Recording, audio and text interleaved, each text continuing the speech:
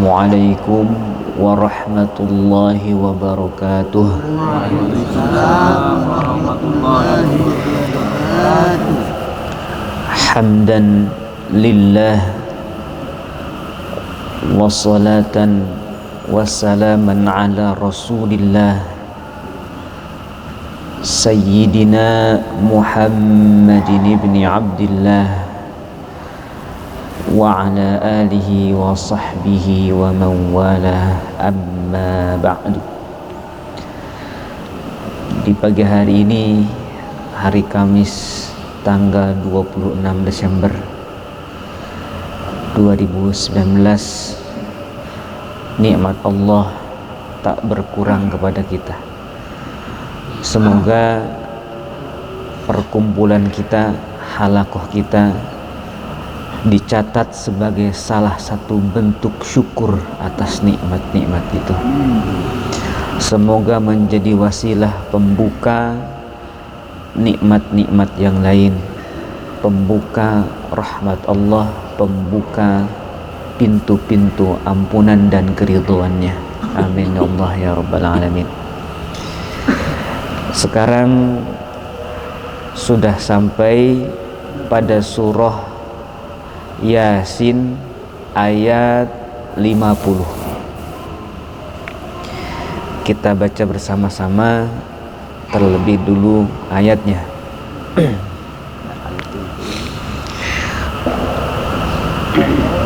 A'udzu billahi minasy syaithanir rajim.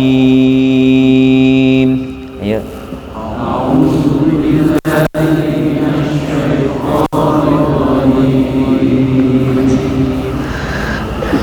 Bismillahirrahmanirrahim.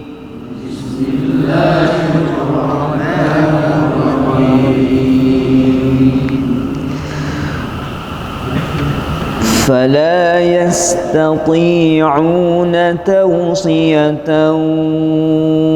ولا إلى أهلهم يرجعون.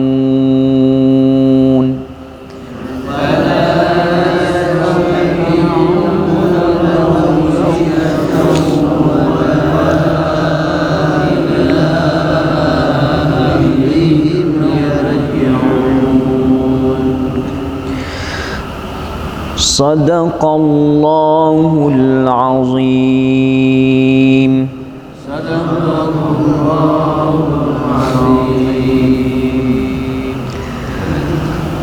Fala yastati'una, maka mereka tidak mampu.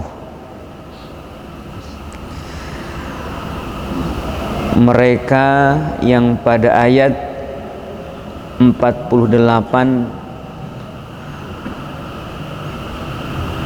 mengatakan karena mereka inkar, mata hadzal wa'du in kuntum shadiqin. Dan mereka ketika janji itu datang, maka janji itu tidak dapat dihindari dari mereka karena datangnya janji itu serentak, mendadak, tidak ada kabar dan tidak ada tanda-tanda sebelumnya. Ma yanzuruna illa sayhatan wahidah ta'khudhuhum wa hum yakhsimun.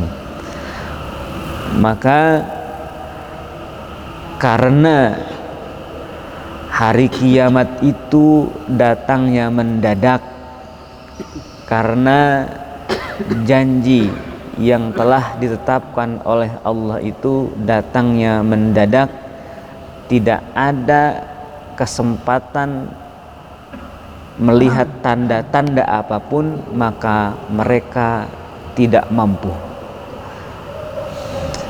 Tidak mampu apa? Tausiatan, memberikan wasiat atau membuat wasiat dalam bentuk ucapan. Tausiyah itu wasiat, mau'izah hasanah, ceramah pidato agama disebut tausiah. Seingat saya istilah tausiah untuk ceramah agama itu belum lama istilah itu. Karena saya tahu kosakata tausiah untuk istilah pidato agama itu tahun 2003. Sebelum tahun 2003 saya belum tahu istilah tausiah ini, dan itu beredarnya di kota-kota. Kalau di kampung-kampung tidak ada istilah tausiah itu. Nah, tausiah itu dalam ayat ini membuat wasiat. Wala ila ahlihim, dan tidak pula ila ahlihim kepada keluarga mereka, yarji'una, mereka pulang, mereka kembali.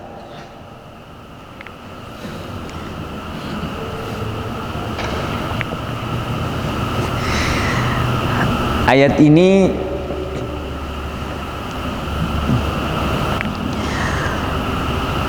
sedang melukiskan gambaran betapa hal penting, dan hal penting ini merupakan hal penting terakhir dalam hidup seseorang. Itu tidak dapat dilakukan ketika janji itu, yakni Allah berjanji akan memberikan azab kepada orang-orang yang kufur, berjanji akan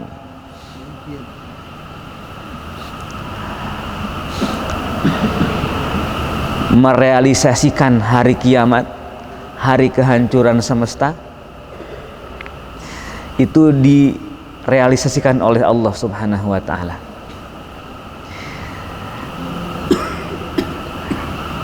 Di dalam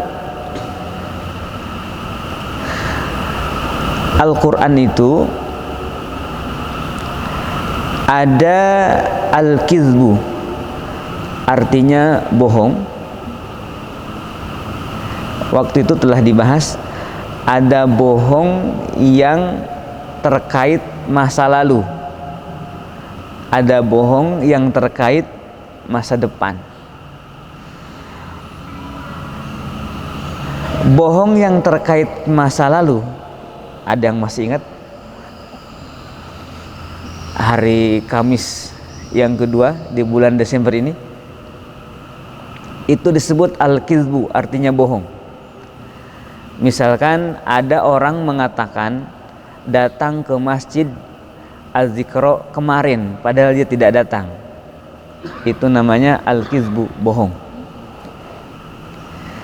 Saya datang ke masjid Az-Zikra kemarin, padahal kemarin orang yang ngomong itu nggak datang. Itu namanya bohong. Al-kizbu bahasa Al-Qur'annya. Ada lagi al-khulfu. Al-khulfu itu bohong terkait masa yang akan datang. Saya akan datang besok, pas besok nggak datang. Nah, itu biasanya al-khulfu itu disebutnya ingkar janji. Terkait masa depan ini atau disebut al-khulfu, itu ada toleransi. Kalau memang tidak mampu melaksanakannya karena ada uzur, misalkan karena sakit, misalkan karena ada musibah di jalannya, halangan macet panjang tak terduga misalnya, sehingga tidak bisa datang, ditolerir tuh. Oleh karena itu, ketika kita hendak mengatakan sesuatu tentang masa depan, maka harus disebut insya Allah, karena itu masih rahasia Allah apakah kita bisa merealisasikannya atau tidak. Adapun tentang masa lalu kan sudah jelas itu bohongnya kalau dia bohong, jelas bohongnya kalau dia bohong. Tetapi kalau terkait masa depan itu masih kemungkinan iya terrealisasi atau kemudian dia bohong. Dan bohong ini ada kalanya disengaja, memang ngomong doang gitu, janji palsu gitu. Ketika dia berjanji pun dalam hatinya udah ada niat tidak akan melaksanakan. Ada juga niat ingin melaksanakan tetapi tidak bisa terrealisasi. Nah, itu ada toleransi. Tidak disebut berbohong. Oleh karena itu ada insya Allah. Insya Allah ini diucapkan pertama sebagai adab kepada Allah, jangan sampai mendahului ketetapan Allah. Dan yang kedua, berkah daripada insya Allah itu Allah nanti membantu, memudahkan merealisasikannya. Maka insya Allah Rasulullah SAW pernah mengatakan akan menjawab besok, akan menjawab besok. Orang musyrik, orang Quraisy, musyrikin datang kepada Rasulullah menanyakan 3 hal. Pertama tentang Ashabul Kahfi, orang-orang yang tidur di dalam gua. Yang kedua tentang Raja Dzulqarnain, orang yang mengembara ke timur dan ke barat. Dan yang ketiga tentang ruh. Rasulullah menjawab, akan aku jawab besok. Ghadan itu artinya besok. Ternyata ketika besok wahyu ditunggu oleh Rasulullah, wahyu tidak turun.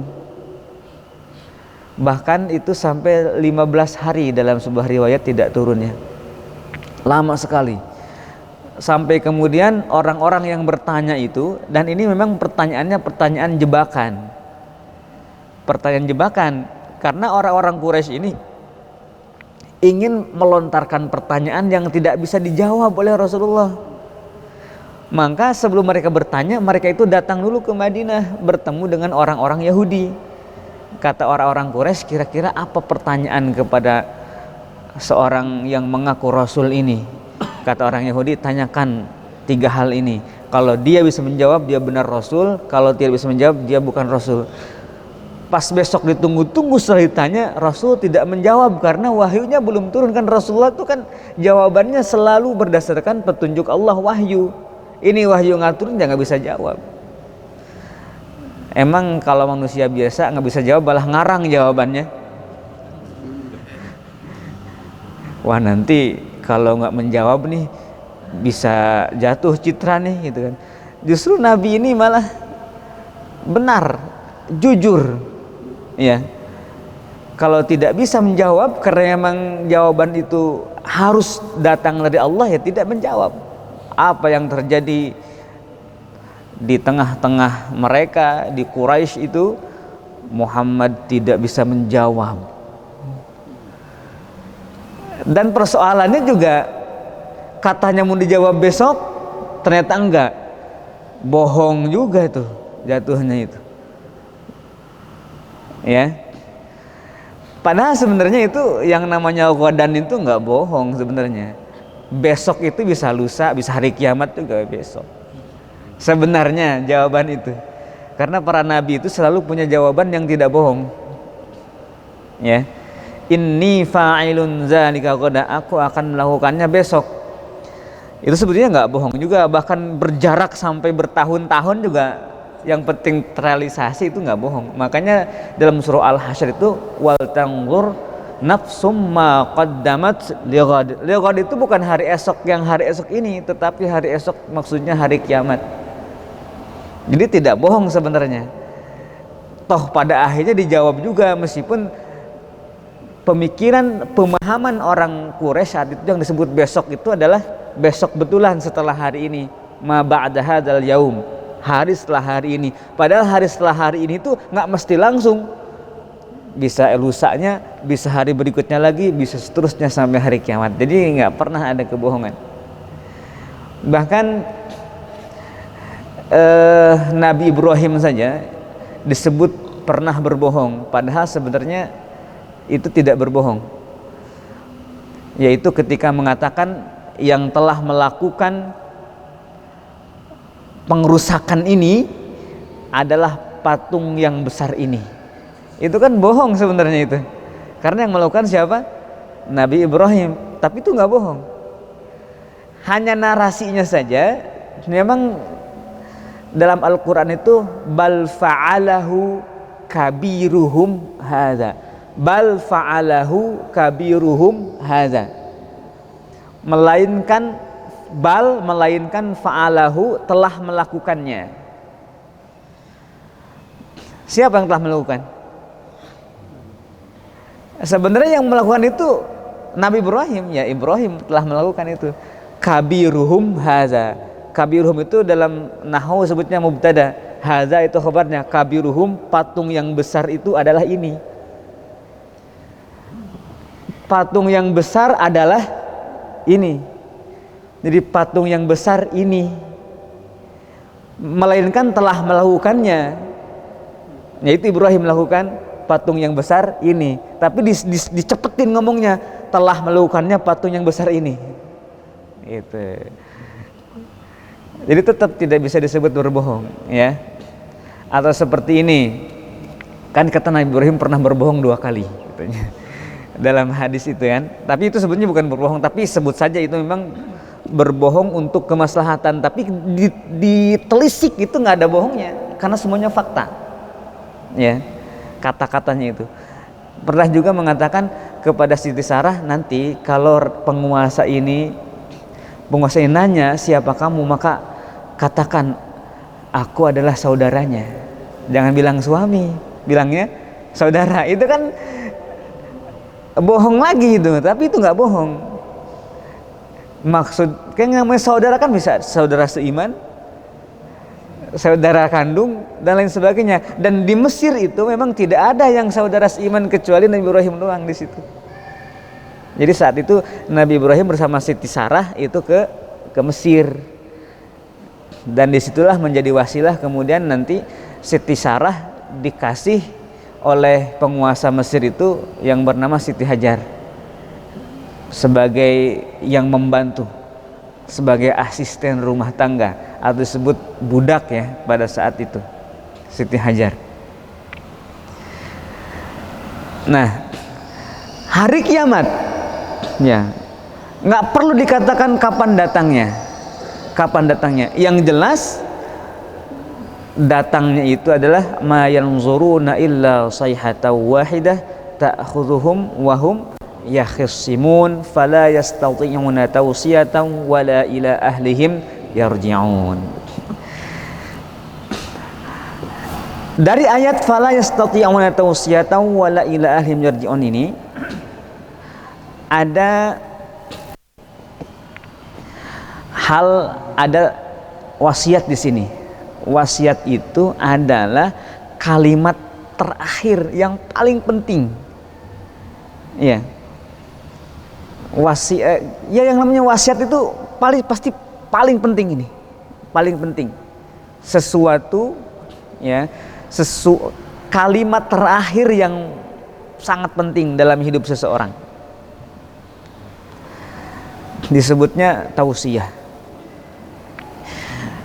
Karena seseorang itu dia punya keluarga, dia punya usaha, dia punya harta yang akan diwariskan, dia punya aset yang akan diwariskan, dia punya keluarga yang akan ditinggalkan. Maka wasiat ini menjadi sangat penting. Bahkan orang yang tidak beriman kepada Allah Subhanahu wa taala, yaitu orang-orang yang kufur, itu bahkan soal dunia, soal harta ini mereka lebih mementingkan.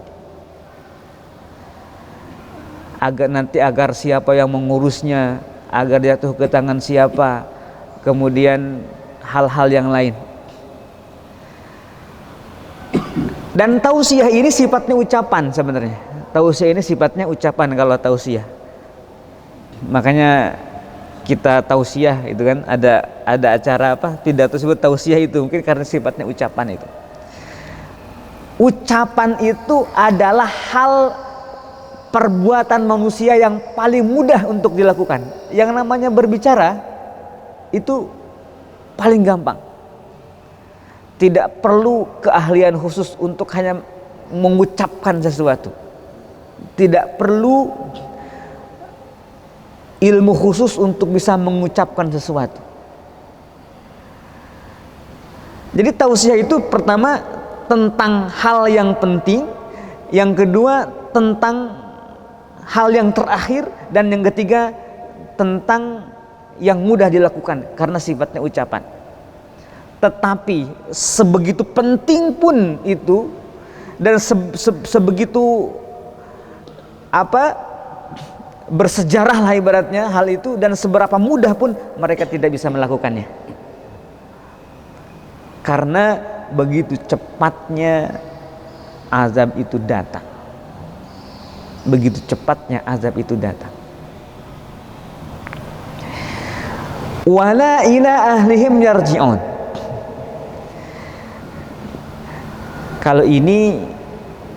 Kalau tausiah itu sifatnya ucapan, kalau wala ila ahlihim yarji'un ini sifatnya perbuatan.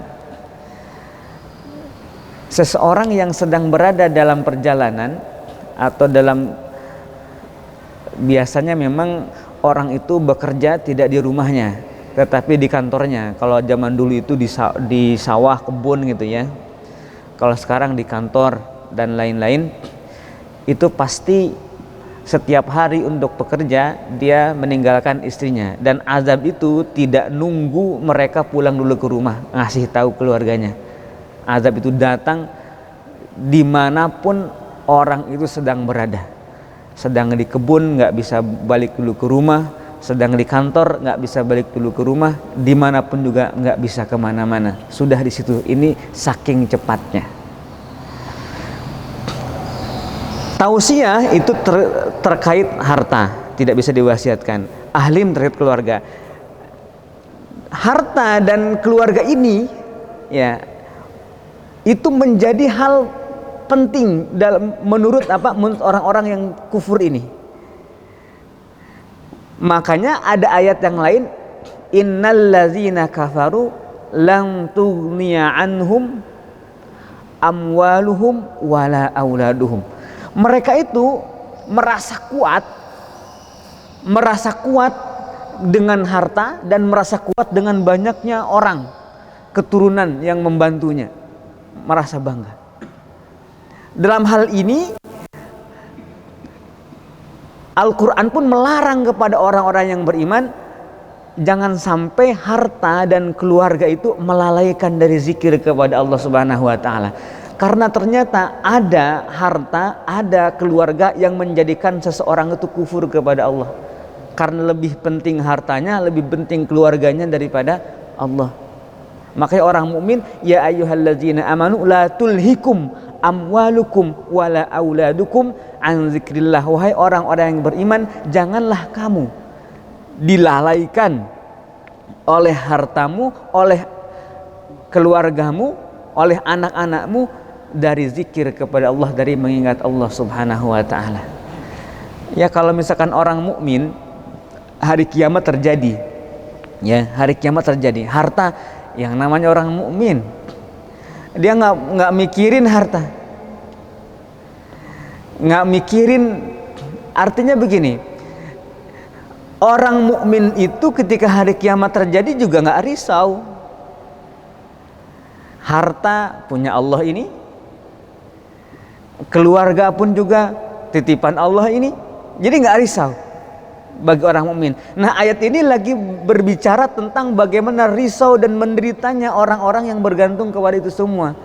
Dimana ketika itu terjadi mereka tak lagi bisa menguasai hartanya dan mereka juga tak lagi bisa berjumpa dengan keluarganya. Tapi kalau orang mukmin tidak demikian. Nah maka fala yastati'una tawsiyata wala ila ahlihim yarji'un ini menjadi sesuatu yang kalau terdengar oleh orang-orang Quraisy saat itu, ayat ini menjadikan mereka berpikir,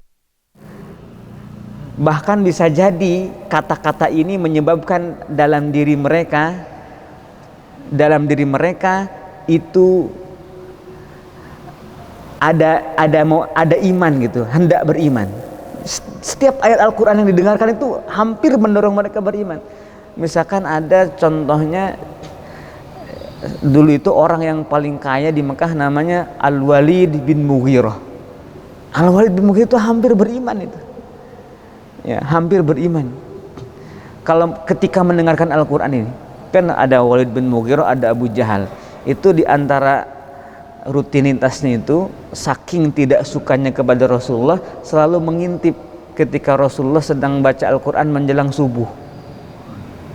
Tetapi ketika pas mengintip tersebut, Rasulullah sedang baca Al-Quran, mereka malah terkesima dengan bacaan, jadi tertegun malah mendengarkan. Sampai Rasulullah keluar dari rumahnya, ini orang masih pada ngintip, ketahuan.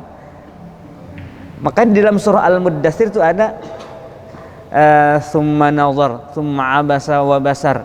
Itu terkait Walid bin Mughirah yang ragu-ragu, iman enggak, melihat ingat Al-Quran mau beriman, tapi lihat temannya, masa orang paling kaya, paling berpengaruh, orang itu beriman kepada kamu, bukan kamu beriman kepadanya, gitu, dan lain sebagainya,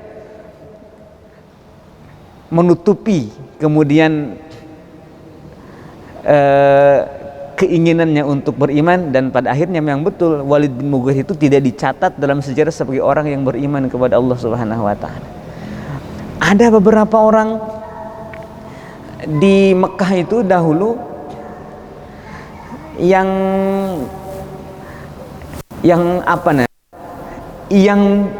punya jasa kepada Rasulullah tetapi tidak dicatat dalam sejarah beriman. Yang paling terkenal itu ada Abu Thalib. Itu tidak disebut beriman dalam sejarah sampai akhir hayatnya, kecuali beberapa takwil, diantaranya takwil oleh Syekh Nawawi Al-Bantani dalam kitab tafsirnya, Tafsir Marah Labid. Itu ada takwil di situ bahwa Abu Thalib itu meninggal dalam keadaan muslim. Syekh Nawawi Al-Bantani, ya, Syekh Nawawi Al-Bantani ada takwil. Makanya ayat-ayat yang menjelaskan, yang turun, diriwayatkan turun berkenaan dengan Abu Thalib, dan di situ menunjukkan bahwa innaka la tahdi man ahbabta, sesungguhnya engkau tidak bisa memberikan petunjuk kepada yang engkau cintai. Itu kan ada ayatnya. Itu karena Rasulullah menginginkan agar Abu Thalib itu muslim, tetapi tidak muslim, makanya turun ayat innaka la tahdi man ahbabta, sesungguhnya engkau tidak memberikan petunjuk, tidak bisa memberikan petunjuk kepada orang yang engkau cintai, tetapi Allah lah yang memberikan petunjuk kepada yang Allah kehendaki. Jadi petunjuk itu Allah berikan kepada orang yang dikehendaki oleh Allah, bukan kepada orang yang engkau cintai. Terserah Allah di situ, ya. Nah, dari situ ayat-ayat itu ditakwil, ya, ditakwil ayat itu. Jadi gini takwilnya itu. Jadi Abu Thalib itu termasuk orang yang dikehendaki Allah itu. Jadi muslimnya Abu Thalib bukan karena engkau mencintainya, tetapi karena Allah menghendakinya. Begitu takwilnya itu. Ada aja takwilnya itu, ya. Ulama bikin takwil. Banyak juga ayat-ayat yang tentang Abu Thalib ini tapi ditakwil. Misalkan begini, jika kau letakkan ketika mau sakaratul maut, ketika Abu Thalib kan pas dalam Sahih Bukhari itu ada cerita bahwa menjelang kematiannya Abu Thalib itu ditanya oleh teman-temannya, di situ ada Abu Jahal dan lain-lain, apakah engkau berada dalam agama Muhammad, apakah agama nenek moyang? Dijawab oleh Abu Thalib, aku berada dalam agama nenek moyang, terus meninggal.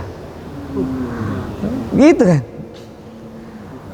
Takwilnya apa itu? Itu kan jelas, ya, jelas, artinya sejarah mencatat ini hadis sahih Bukhari. Jelas itu bahwa meninggal dalam keadaan berada dalam agama nenek moyang. Itu kan bisa ditakwil juga. Agama nenek moyang agama Nabi Ibrahim. Agama Nabi Ibrahim. Kan nenek moyangnya orang Arab Nabi Ibrahim. Nah, bisa seperti itu. Ditakwil seperti itu. Lalu kenapa Abu Thalib mengatakan begitu bukan agama Muhammad? Itu karena Abu Thalib hendak melindungi Rasulullah sampai akhir hayatnya. Kalau mengatakan agama Muhammad, maka Rasul itu akan langsung dianiaya seakan-akan ya, dan lain sebagainya. Jadi itu perlindungan Abu Thalib ini sampai akhir hayat. Jadi seakan-akan Abu Thalib itu masih berada di pihak mereka. Gitu takwilnya. Itu ya sebenarnya takwil itu ada di dalam khazanah keislaman kita untuk kemuliaan, tapi kita kemudian bagaimana cara bersikap. Nah, bagaimana cara bersikap tentang takwil itu? Ya kalau kita misalkan setuju dengan takwilnya Syekh Nawawi Al-Bantani atau juga para ulama Ahlussunnah wal Jamaah yang lain. Kalau Ahlussunnah wal Jamaah itu biasanya mengacu kepada mazhabnya Imam Abul Hasan Al-Asy'ari dan Imam Abu Mansur Al-Maturidi. Itu disebut Ahlussunnah wal Jamaah. Jadi kita harus tahu bahwa iza utliqa Ahlus Sunnati wal Jamaah, apabila Ahlus Sunnah wal Jamaah itu disebut secara umum, siapa mereka? Mereka adalah para pengikut dalam akidah, para pengikut mazhab Abu Hasan Al-Asy'ari atau mazhab Abu Mansur Al-Maturidi. Itu disebut Ahlussunnah wal Jamaah. Dan dalam fikih mengikuti 4 mazhab. 1 dari 4 mazhab. Mazhab Hanafi, mazhab Maliki, mazhab Syafi'i, mazhab Hambali.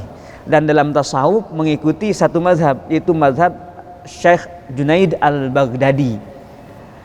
Kalau ada ajaran fikih, kalau ada ajaran tauhid, kalau ada ajaran tasawuf tidak melalui jalur itu yang disebutkan, itu bukan Ahlussunnah wal Jamaah. Nah, begitu. Nah, bangsa Syekh Nawawi itu kan dalam rangkaian itu Asy'ariyah, Asy'ariyah dan Maturidiyah itu. Makanya kitabnya itu ada di kita, ada kitab Tijan. Nah, kitab Tijan itu karangan Syekh Nawawi Al-Bantani. Kalau Abah Raud suka ngaji Tijan nih di sini. Ngaji kitab Tijan itu Syekh Nawawi itu mengarang kitab Tijan. Kitab Tijan ini merupakan syarah dari syarah matan tentang akidah yang dikarang oleh Syekh Ibrahim Al-Bajuri. Itu. Di situ akidahnya Ahlussunnah wal Jamaah dalam artian Asy'ariyah Maturidiyah digabung. Asy'ariyah Maturidiyah digabung jadi itu sebenarnya Ahlussunnah wal Jamaah. Itu Syekh Nawawi Banten. Nah, barangkali kan kita mungkin kalau baca buku akidah nih, lihat dulu nih pengarangnya siapa dulu, alirannya apa dulu. Jangan-jangan disebut Ahlussunnah, kan semua kelompok juga mengakunya Ahlussunnah semuanya. Semua kelompok itu mengakunya Ahlussunnah. Hanya saja kita ada sanad Ahlussunnah itu sampai Rasulullah yang betul. Nah, Syekh Nawawi itu. Nah, di antara itu ada takwil itu. Ya. Kemudian ada juga yang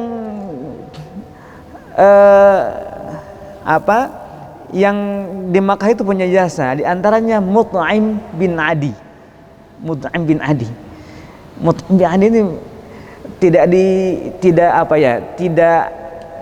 ditemukan riwayatnya beriman kepada Rasulullah. Mut'im bin Adi ini temannya Abu Bakar, teman dagangnya Abu Bakar. Dia punya pengaruh di Mekah secara politis, melebihi Abu Bakar. Kalau Abu Bakar kan pedagang, secara politis nggak ada pengaruh gitu, tapi secara ekonomi pengaruh karena sangat kaya Abu Bakar itu saat itu di Mekah itu. Kalau Mut'im bin Adi ini secara politik juga punya pengaruh. Dialah kemudian yang pertama kali merobek piagam kesewenang-wenangan. Piagam kesewenang-wenangan itu adalah di mana orang Quraisy memboikot Rasulullah dan keluarganya Bani Hashim di sebuah lembah di situ. Jadi selama bertahun-tahun itu orang Quraisy dilarang berjual beli dengan dengan Rasulullah dan dengan keluarganya, termasuk ada Abu Thalib di dalamnya. Jadi itu kesukuan juga tinggi. Jadi yang ikut di boikot itu bukan hanya orang yang beriman kepada Rasulullah, tapi semua keluarga Bani Hashim, ya, itu juga ikut di situ. Orang-orang yang tidak beriman juga ikut. Nah, Mut'im bin Adi inilah yang pertama kali mengatakan boikot ini harus dihilangkan. Dia mengatakan bahwa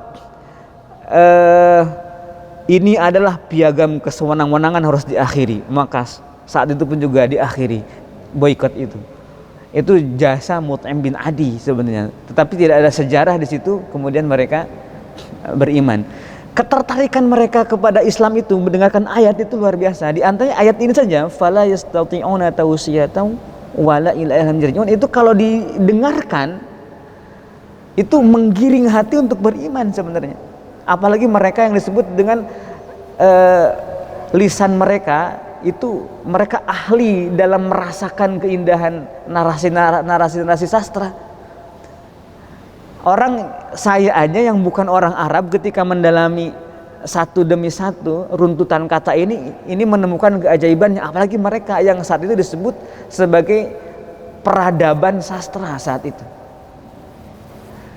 ya. Sehingga kufurnya mereka itu seringkali karena ada gengsi gitu, bukan karena tidak mengetahui kebenaran, tetapi karena gengsinya. Karena gengsi.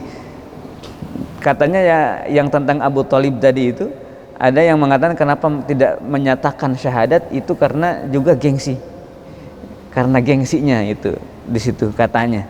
Ini kan ada dua riwayat tadi, ya. Kalau pakai takwil Syekh Nawawi bisa, ya. Kalau pakai secara umum juga bisa, ya. Tentang status Abu Thalib ini, sebenarnya gini ya.